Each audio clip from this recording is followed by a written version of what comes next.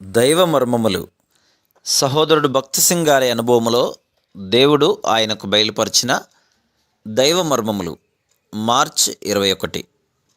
నేను సాత్వికుడను దీన మనస్సు గలవాడను గనుక మీ మీద నా కాడి ఎత్తుకొని నా యొద్ద నేర్చుకొనుడి. మత్తయి సువార్త 11:29.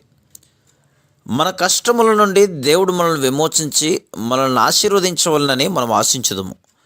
కానీ ఆయన చిత్తము మన యందు నెరవేర్చబడవలసిన సమయం వచ్చినప్పుడు మనం దానికి ఎంత మాత్రమును ఒప్పుకొనము. మన స్వచిత్తమే నెరవేర్చబడవలని కోరుదుము. అందువలననే విశ్వాసులు అనేకులు ఆత్మీయముగా ఎదగలేకున్నారు. యేసుక్రీస్తును గాడిద పిల్ల ఎంతో సంతోషంతోనూ వినయముతోనూ మోసెను.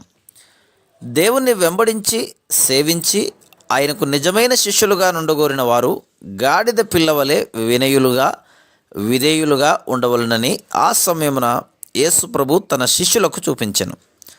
స్వాభావికంగా ఆ గాడిద పిల్ల చాలా మూర్ఖత్వం గలదైనను దేవుని సన్నిధిలో సంపూర్ణంగా వినయ విధేయతలు కలిగి ఉండెను. మనమందరమును చాలా మూర్ఖులం.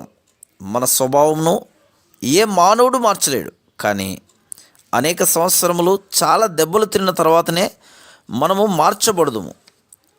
దీనత్వమును కూడా నేర్చుకుందాము. నాగలిని లావుటకు రెండెద్దుల కాడిని ఉపయోగించుదురు. ఒక కాడి క్రిందనున్న రెండెడ్ల వలె మనం ప్రభుకు జతగాను దీనత్వము గలవారుగాను ఉండవాలని ప్రభు కోరుచున్నాడు. ఎఫెసీ 4:2 నుండి 7 మొదటి వచనం.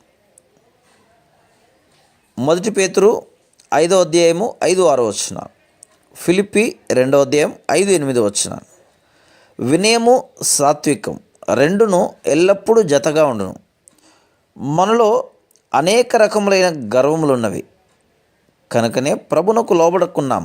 అందువలన ప్రభువు అనేక మార్గముల ద్వారా అనగా గద్దింపుల వలన రోగముల వలన అనేక పతనములను రానిచ్చి మన గర్వమును విరగొట్టును. Praise the lord.